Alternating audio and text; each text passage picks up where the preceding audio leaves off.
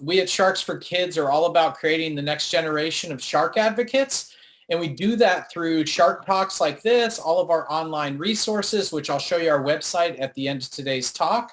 And we really want to teach kids about what sharks are doing in the ocean, what they do for the ocean, and why they're so important, as well as what, as a kid, you can do to help sharks. So that's what we're all about, and we go out and talk with students in their classrooms, in person, virtually, and we have all kinds of activities and crafts that we're able to do. So definitely check out the website and schedule something for your class or tell your teacher to. So today we're going to be talking with Renee Capozzola, who is an award-winning photographer, well-published, and good friend of mine. So I first met Renee when I was living in California, and she was just hanging out in California where she's grown up, and she's a native California girl. And I met her at a dive club, and we would go out diving and talk photography and dive into local waters. And then found out she's also a biology teacher. And what's really cool about that is she incorporates some of her photography and her knowledge about sharks in the ocean in her talks. So wouldn't that be cool to have a teacher like that in your class? So over the years, Renee and I have traveled to some pretty exciting places. One is Cuba, where we photograph sharks, and here you can see Renee in action and just how cool, calm, and collected she is, and that's how she gets some of these amazing photos. And here you see her in the middle of the action in Cuba, so there were sharks all around her, and she was still managing to be in the right place at the right time to get the shot. And then here, this isn't a shark, but this is a huge humpback whale. It's actually a juvenile, but still really, really big. And Renee, again, was there to get the shot. So one thing I've learned about Renee over the years is that she's not only in the right place at the right time, but she's able to get the photo that tells a great story. And so her and I teamed up together with another friend of ours, Jeff, and we competed in a competition representing the United States. And our team actually won the World Shootout. This is a picture of Renee and I accepting the award. And then a few years later, we won it again. And then Renee has also won many other awards at this World Shootout. But it doesn't stop there. She not only has won that, she's well published. I just got my magazine today and was reading Renee's latest article. So she not only loves sharks, but she also loves coral. So she's crazy about coral and wrote a great article. So she writes, she takes pictures. She was named the Underwater Photographer of the Year of 2021, which is a very, very prestigious award, as well as being selected as the Emerging Master Portfolio by David Doubilet, who's one of the top photographers of underwater photography.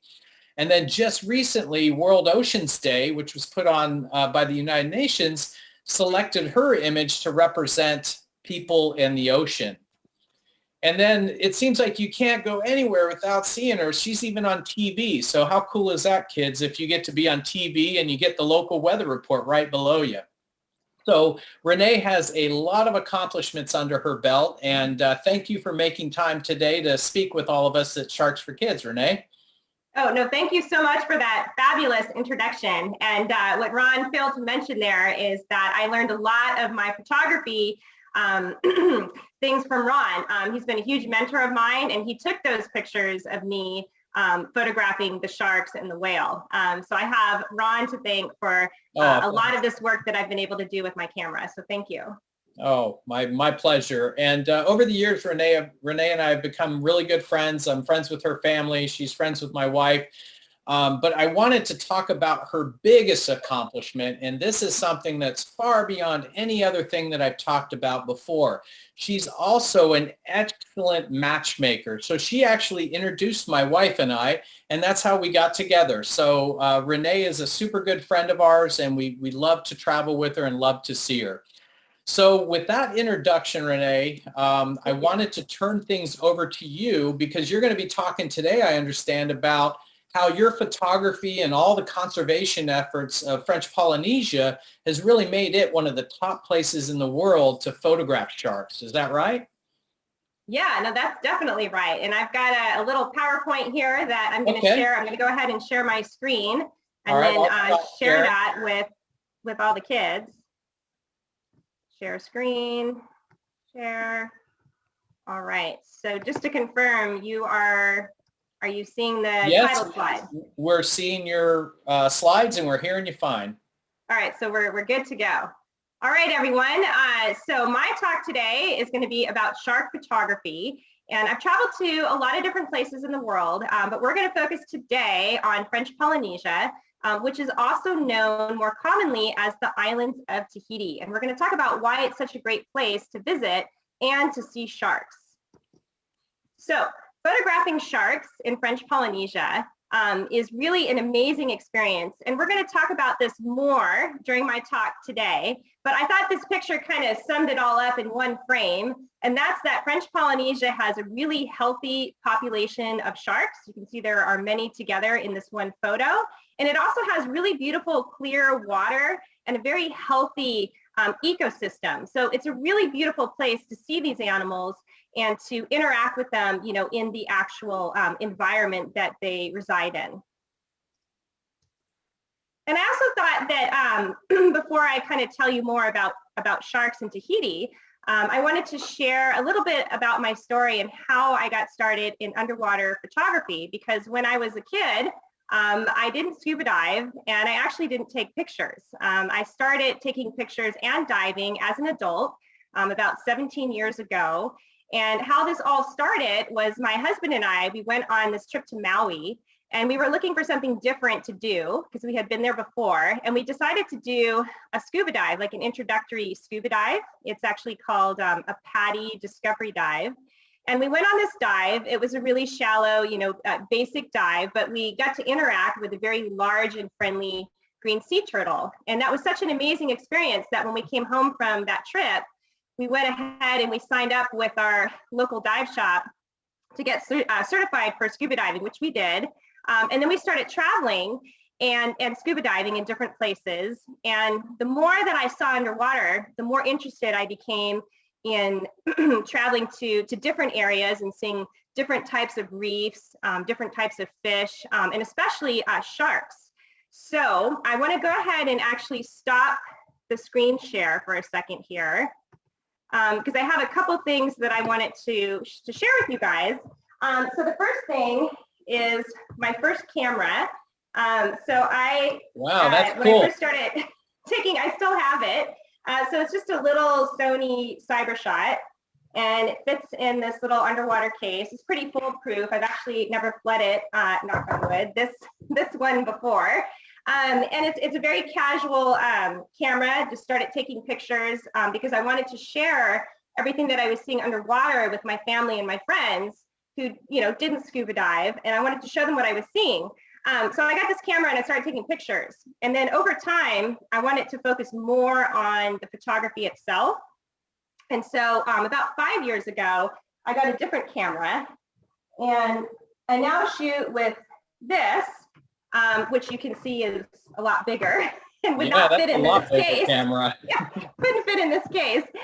This is a Canon DSLR, so it's a much larger camera. It's a lot faster, and you can do more with it in terms of the types of photographs that you want to take. You can be more creative, okay? So with this larger camera, I have what's called an underwater housing. And this underwater housing is by a company called Nauticam. So that's the back of the housing, and there's all kinds of like buttons and stuff there, and you look through this circular part here, and then the picture that you take comes up here. The camera's not in it right now because I wanted to show it to you guys. And then you've got what's called this large dome port, which I'm going to talk about later during our talk, and how this dome port is very important with taking the types of photographs that I like to take in the ocean. So this is my underwater housing, and Ron here has something very similar, but he shoots with Nikon. So that's one thing that's different about him and I, is I started out with Canon and he started out with Nikon. But I believe your wife uses Canon, right? She does, and Canons are great, Nikons are great, Sonys, and you know, Renee's had a couple cameras over the years, and you know, she's wanted to prove that it's not just the type of camera you have or the size of the camera, but it's how do you use it and knowing what it can do and can't do. And you can capture great photos even with that smaller camera she has today. And maybe her kids get to use that camera. Who knows? Yeah, yeah. Even something like a GoPro takes amazing pictures and video. All right, so let's go back to the presentation. And do you see the? Yes, I'm viewing the screen now. Yep. Okay, because sometimes I have a hard time when it doesn't want to go back to it. There we go. Okay, so a little bit more about why I like to take, you know, underwater photographs so much. I mean, I could take pictures on land, right? And I actually do that sometimes, but really not too much. I'm really fascinated by the underwater world, to be honest. And I think most of you guys probably already know this, but over 2/3 of our planet is covered by ocean. And most of it is not yet discovered. People haven't really seen everything that there is to see underneath the water. And so I find the underwater world very beautiful and also very interesting. And I think part of that is because I'm a biology teacher. So when I see animals doing, you know, an interesting kind of behavior. So for example, I spent a lot of time in Maui this past year. And there's a dive site that I would go to pretty frequently that has what's called a turtle cleaning station. And I know this isn't about sharks, but it's really interesting because the turtles get cleaned by these fish. They actually eat the algae off the turtle shell, which keeps the turtle clean and free of parasites, and it gives the fish a source of food. And so anyways, I got to watch a lot of these turtles actually fighting over like the same piece of coral or the same sort of like area that they wanted to get cleaned in. It was very, I find that stuff very interesting. So there's a lot to see underwater with just the reefscapes and then also the animals. And I also hope that by taking pictures and sharing them with others, that it'll inspire, especially kids, you know, to get wet, to get in the water. You know, maybe you don't scuba dive, but you can snorkel or you can swim and you can see a lot of these things firsthand, which I think that TV and magazines and photographs are great, but actually experiencing it, you know, if you can yourself, you know, in the actual ocean is a very special experience. And then finally, I think even more importantly, is to show people photographs to help protect our oceans. In this picture here, which is on the cover of a magazine called Ocean Geographic, so they do a lot of work with conservation. You can see a beautiful reef there, and that was taken in a very remote area of Indonesia. It's called Raja Ampat. And you can see how beautiful and vibrant the corals are. Those are actually called soft corals. And you can see how many fish there are. And so it's showing people, okay, if we protect an area, it can look this amazing, right? And unfortunately, there's many areas in the world that don't look like this because the reef is damaged from pollution, from human activity, or from overfishing, or even from you know, climate change, where the earth is getting warmer, again, due to human activity. So it's my hope that sharing the images will help to protect our oceans for future generations, for you guys, for kids, and then also, you know, when you guys have kids. And Renee, too, you know, another thing about your photography is it really gives a voice to sharks and other marine life that they can't talk, or at least they can't tell us what they're wanting to say. So your photography helps give them a voice, and that's great for conservation. You can tell them about the challenges they have, where they live. So that's really cool that you do that. So who are these little rascals that you have? Yeah, no, I can't believe I skipped over the slide with my kids. Can I forget them? So I actually have 2 kids myself. These are my 2 sons, Dean and Donovan. They're actually 9 and 14 now. Wow. In this picture, this was probably about 3 years ago. So they were younger, but I love their shark rash guards. So this was, I had to include this in my presentation. And what you see here is they're on a trip with us because a lot of times, you know, to take these photographs, I have to travel to other areas. And so sometimes it can be difficult, you know, because I have 2 kids, but we try to bring them with us when we can. So they actually get to benefit from doing a lot of cool things in the ocean. They've done some kind of introductory scuba diving, some snorkeling, and they've been on the boat a lot with us. And so what you see here is just them on the boat with us in Tahiti. And then also my son here was doing an introductory scuba dive. So he has kind of like a mini tank there that he was going to use for his dive. Oh, that's really cool. Get him started early. Yes, that's the plan. So just real quick, actually a lot of my friends who are adults, they don't know where French Polynesia is. No. So I thought I would include it on a map to kind of show people that, it really is in the middle of the ocean here. It's in the Pacific Ocean. It's south of the equator. So I think a lot of people know where Hawaii is. Mm-hmm. And, you can see Hawaii there. But French Polynesia is very remote.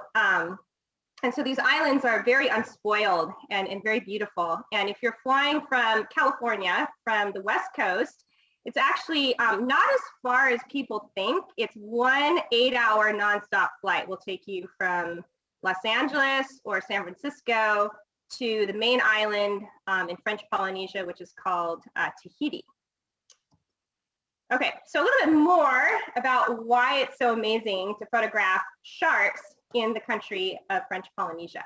Okay, so French Polynesia has done the most amazing job with legally protecting their sharks. So they have very strong laws that do not allow any shark finning, which we'll talk about in a minute, or any shark fishing.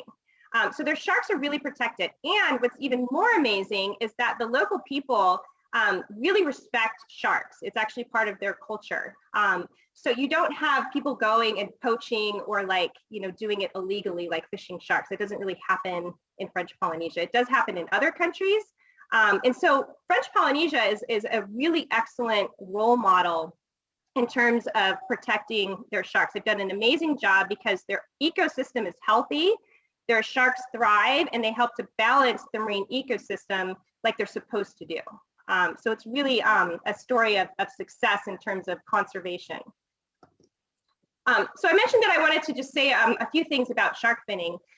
So when I teach my biology classes, we talk about this when we get into ocean conservation. So the act of shark finning is really a very destructive and sad practice or type of fishing. What happens is that they bring the shark on board and they remove the fins and they throw the shark while it's still alive back into the ocean. So because it doesn't have fins, it can't swim. So it dies, it passes away. And the rest of the animal is just wasted. It's not eaten, it's not used for anything productive. And it kills a lot of sharks. We're not even sure how many sharks are killed every year. We estimate at least 100 million. And so there's no way that this is sustainable, which means that over time, we're gonna have many of our shark species get wiped out. And you might wonder, well, why do people even want shark fin? So it's very profitable and it's actually a delicacy in some other countries where there's, a custom and a kind of a practice, a cultural thing to have what's called shark fin soup. So it's really important to educate these people because a lot of them don't know that the practice is so destructive and what it's going to have in terms of long-term effects where the sharks aren't going to be around. So that's really an important thing to kind of think about in terms of shark conservation.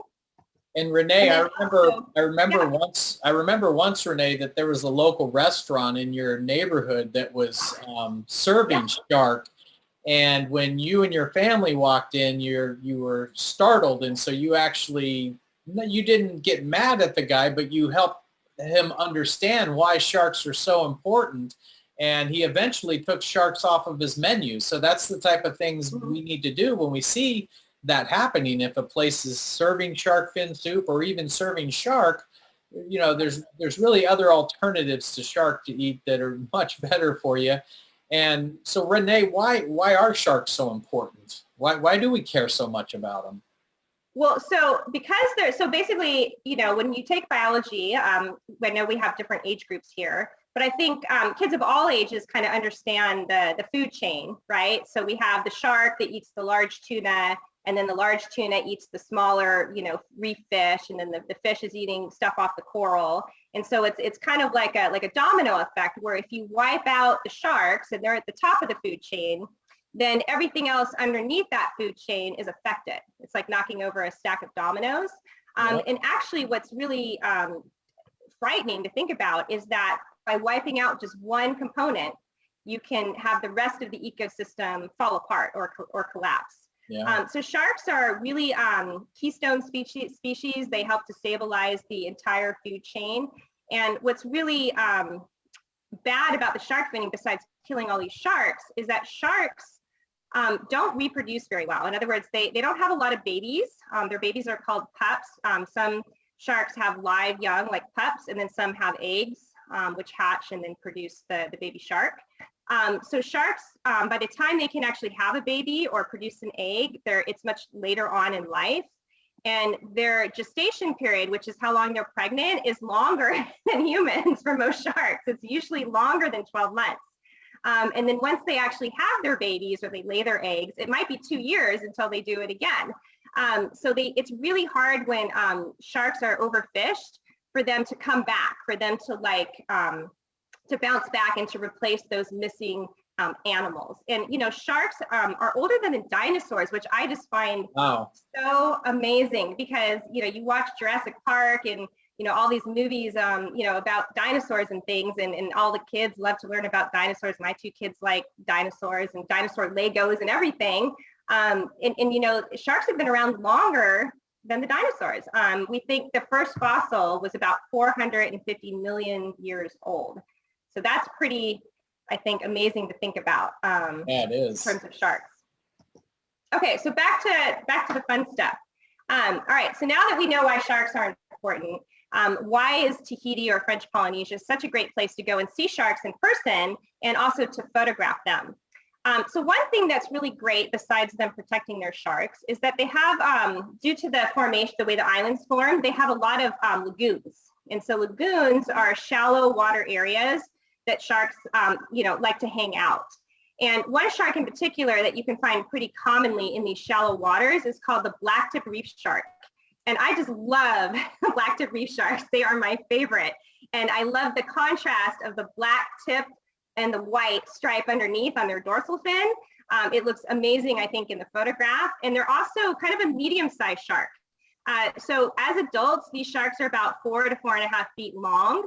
So they're not too big, you know, but they're not too small. And so in terms of getting photographs of them, they're really ideal subjects.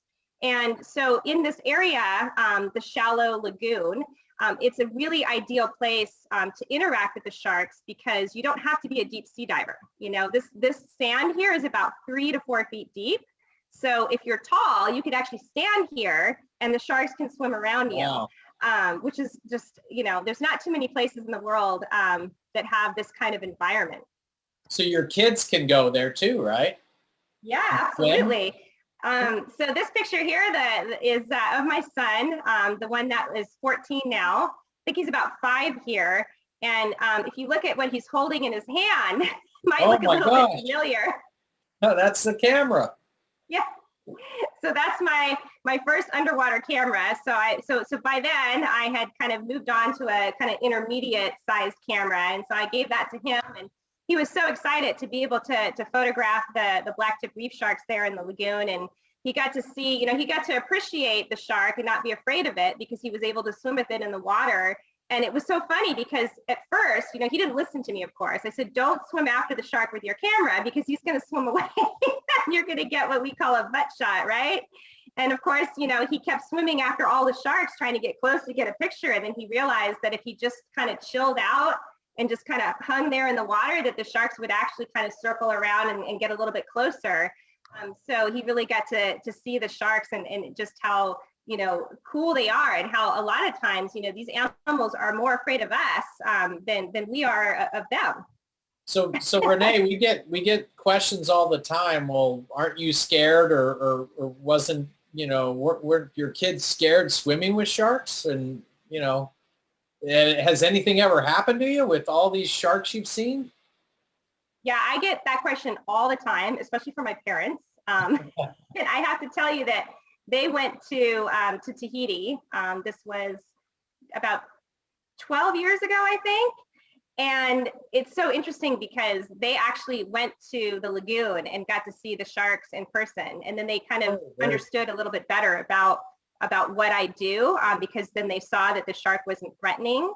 And, you know, the first time I saw a shark underwater, I didn't know what I was going to think or how I was going to feel. And when I saw that shark, and I had a camera at the time, I too kind of swam a little bit after it, and it swam away from me. And I realized, oh my gosh, that this animal is totally, you know, afraid of me. And then my whole perception of them underwater especially changed, because I saw that, you know, these animals are beautiful, you know, animals, to see how they swim, and to just, you know, see that they're not interested in coming after us. So that was a real kind of eye-opening experience. And I think that when people get in the water with sharks in this type of environment, that they can appreciate these animals. That's great. Getting kids involved and learning about sharks firsthand. You know, that's fantastic. Yeah, and then we actually, so this area that you see in the picture here is on the beautiful island of Moorea, and they have what's called the sandbar, and it's one particular area of the lagoon where stingrays actually hang out. And the stingrays and the blacktips will actually coexist, which means they hang out together. And what's really cool is if you have a kid that doesn't even know how to snorkel yet, like my son Dean here, he's about 2, we still got him in the water with the sharks and the rays, and he was able to see them, and you can see he's having a great time looking at those 2 stingrays. And so, yeah, we definitely started at a very young age with our 2 sons. That's fantastic, and that's something we do with Sharks for Kids in the Bahamas and Florida and other places, is we have activities to get kids in the water to see sharks, see how they interact with humans, and really understand them and learn about them firsthand like this. So this is fantastic that the boys have been able to get involved since such an early age, and then they'll be shark advocates as they grow up. Well, that's my hope. So definitely. And so I love photographing, you know, Ron, you called these our flat sharks, right? I believe. Yeah, these are the flat sharks. Those are in the shark family as well. Yeah, I love stingrays as well. They're also very, you know, beautiful to see how they swim in the water, and they flap their, you know, I call them their wings. They're obviously not wings, but, you know, they're beautiful animals, and they're accustomed to tourists, you know, to snorkelers and kids and adults and people like coming to the sandbar to see these animals. So they're very calm, and they're beautiful animals to photograph. And you know, with having the island there in the background, it also makes a really nice photograph. And I'll talk more about the kind of style of pictures that I like to take here in a minute. Okay. Yeah, I'm noticing a theme of a lot of your photographs. So what is this style of photography that you do, Renee? Yeah, so, you know, this style of photography, actually, when I first started taking pictures, I was very inspired by David Doubilet, who you mentioned earlier in the talk, who's a very famous National Geographic photographer who's known for these types of pictures. So they actually have different names. Some people call them half and halves. Some people, which sounds like something you add in your coffee, right? Some people call them split shots, right? And then some people call them over under, right? Because you can see over and you can see under. So I refer to them as all 3 interchangeably. This is my absolute favorite type of picture to take.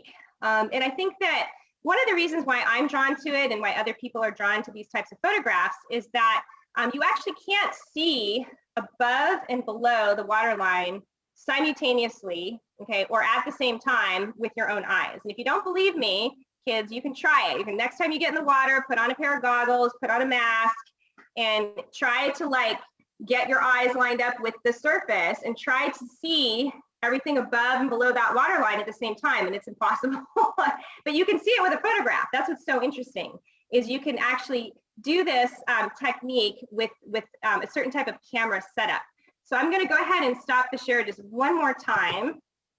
And I'm going to show you guys what I'm talking about. Just to clarify with the kids, that's one picture. That's not 2 pictures that have been merged together. That's a single picture that she's able to take with her camera. Yeah, correct. So it's what we call a single frame or an in-camera photo.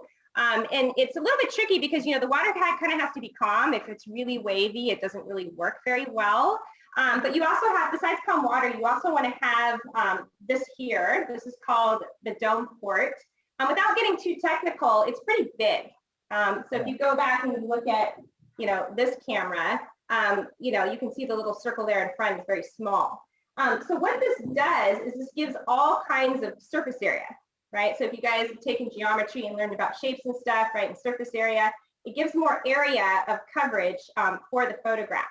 So if you're trying to get above and below, like you're trying to get the sunset and the mountain and the island, and you're trying to get what's underwater with the shark or the fish or the coral, right? It's hard to fit all that stuff in there. But if you have this really big dome port, you can fit it in there. And this is about 9 inches. I actually have another dome port that's 12, but that one is very difficult to dive with because it has such a huge air pocket that it doesn't really go underwater. So I can't free dive with it really, and I can't scuba with it. So on most trips, due to luggage restrictions, I usually take this one. This is the one that I use the most, is this 9-incher. So I'm going to go ahead and put that down. That's not to be confused with this dome, right? Oh, you're cracking me up.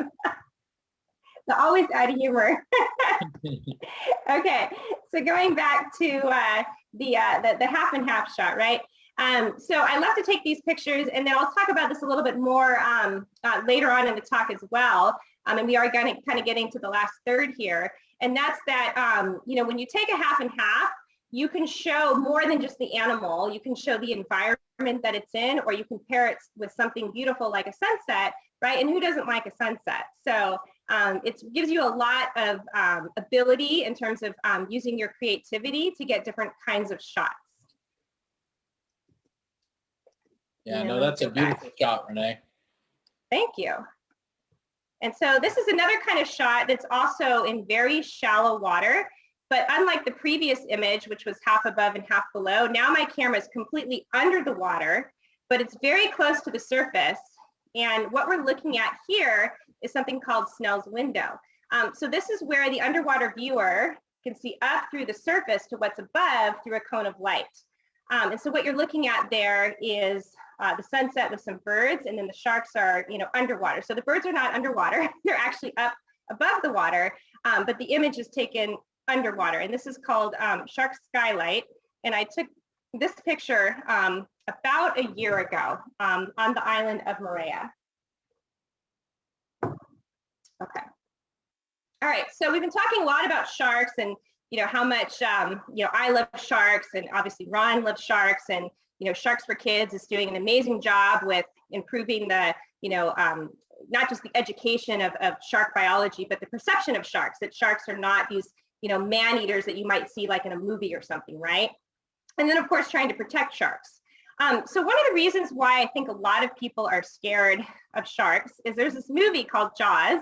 It's actually a very suspenseful, interesting movie from some perspective. It actually came out when I was a kid. But unfortunately, this movie did not do sharks any favors. It has made a lot of people who have seen it just petrified of all sharks, not just the shark in the movie, which is the great white shark, but all sharks. And then on top of that, the media, which is like, you know, the magazines and the news, stations and things like that, they tend to really sensationalize and really kind of put a lot of coverage anytime that you hear about a shark attack.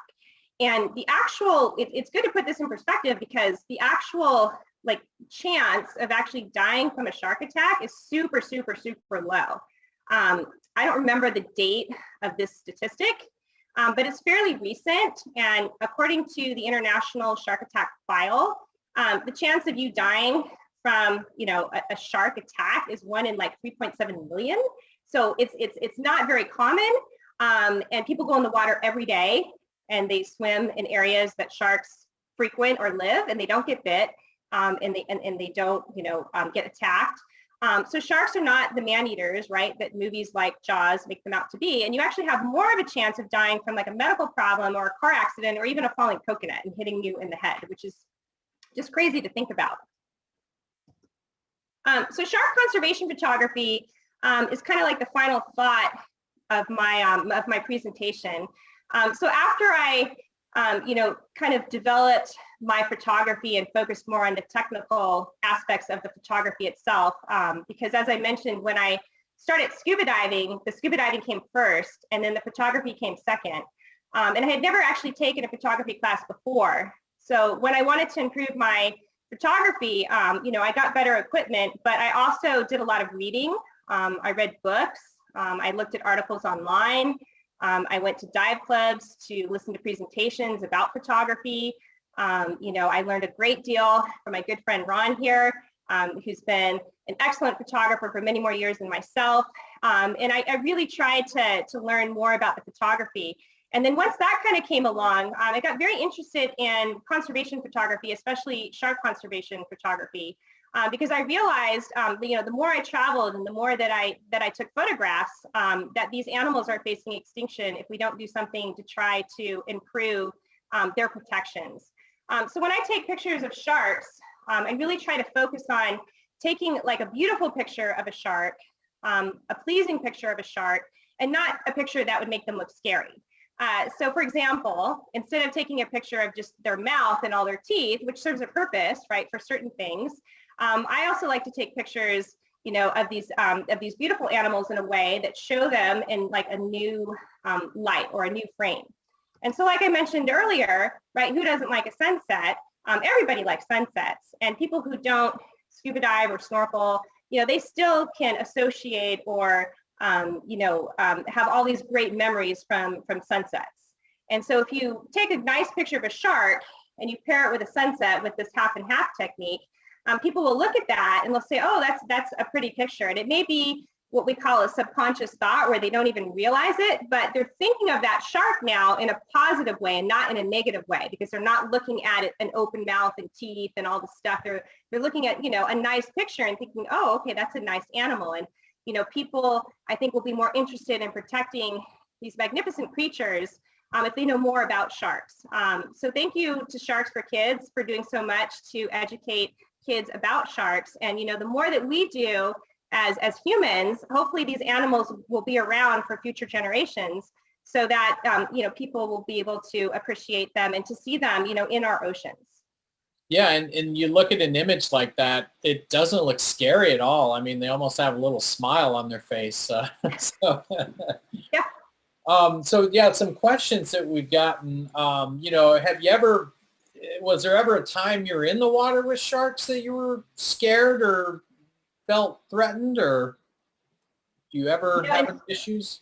Yeah, I've gotten asked that question several times before. And knock on wood here, in 17 years of dive photography, I've never once felt threatened by a shark. The scariest thing that's happened to me underwater is getting left by a boat. So that was a human problem. Yeah. Yeah, right, that's pretty exactly. scary. Yeah, and you have to respect the animals. I don't want to say that, sharks could never be dangerous, right? You have to respect, when you're in the ocean, you're in their environment. And, you shouldn't be doing stupid things like swimming around with all kinds of bait and then, being on the surface and then maybe being in like an area where they're breeding or like, you have to like be aware of your surroundings and you have to respect the animal. But you can do that, in a safe manner. No, that's a very good point. And it's sort of like, dogs. If you go up to a dog and it's growling at you and it's, showing its teeth, you probably don't want to go up and try to pet it. It's telling you, hey, stay away from me. And you just have to respect them and give them their space when they want their space. And I get asked a lot, there must be sharks everywhere. Or people have this impression that you jump in the water and there's sharks everywhere. And the fact is, Renee and I and other people have to travel all over the world. Yeah. And just hope to see sharks. It's not like you always go in the ocean and see sharks. So actually we're very privileged when they're there.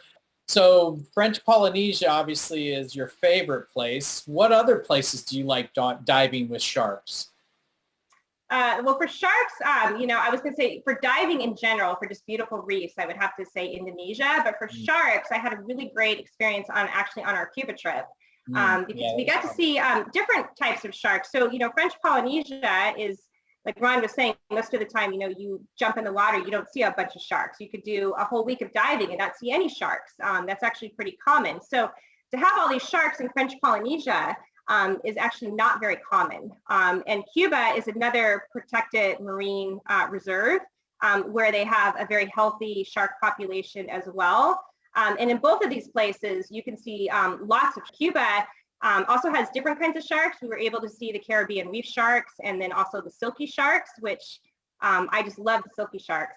They were very curious and beautiful animals to see underwater. So do you have a question came in, do you have a favorite shark species that you like to dive with and photograph? I would definitely say the black-tipped reef shark. Cool. I so love friendly. the black and the white stripe on their dorsal fin, and the size of the shark, it's about 4 to 5 feet long. So in terms of photographing it, you can get pretty close and still get get the whole animal in the picture. So I love them. And then another shark that I think is very interesting to see, just because it's so different, is the whale shark. Because the whale shark is like the size of a bus. And then it just eats plankton. It doesn't have teeth, and it's a completely it's like a whale almost. So and I've only seen a whale shark once, and that was in the Philippines. So it's kind of what we were talking about, that a lot of these animals, you have to dive or swim or snorkel or travel, and you don't necessarily see these animals all the time. It's a very lucky encounter when you get to see any shark in the ocean. It really is. So one last question.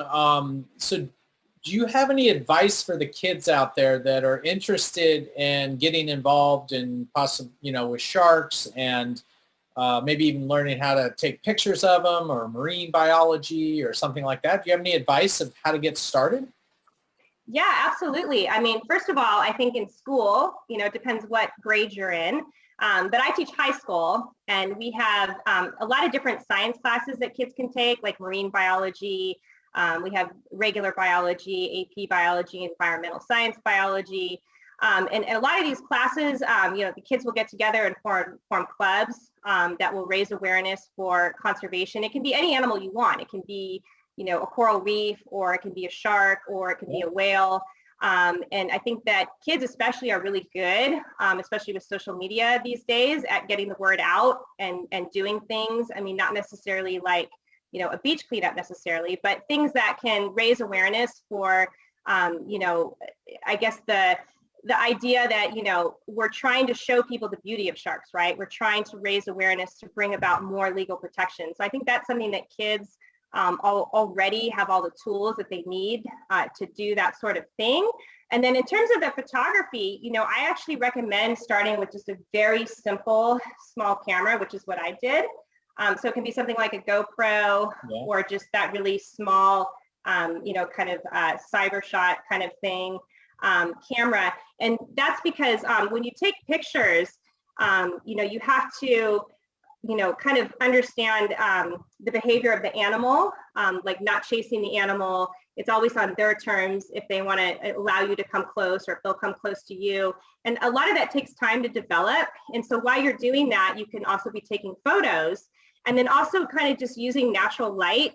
A lot of the images that you see underwater, the ones that are good, it's because the photographer understands how to use light. And I think that when you start with a simple camera that doesn't have like the flash and doesn't have all this fancy stuff on it, it really forces you to learn, how to use light. And just as an example, a very simple thing is if you're shooting in the morning or the late afternoon, you want to have the sun behind you, and so that the sun is lighting up the subject in front of you and not the other way around. And that's something that you would learn very quickly by just using a compact camera.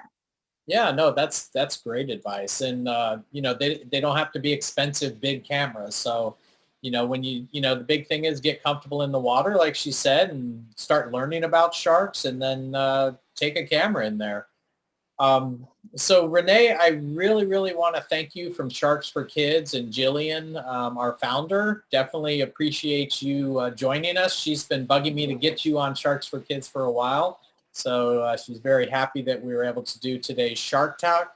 I think all the kids loved hearing your stories.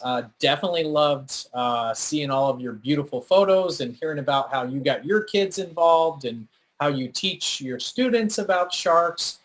And so just wanted to give you a jawsome welcome from our team at Sharks for Kids. And thank you so much, Renee, for being on today.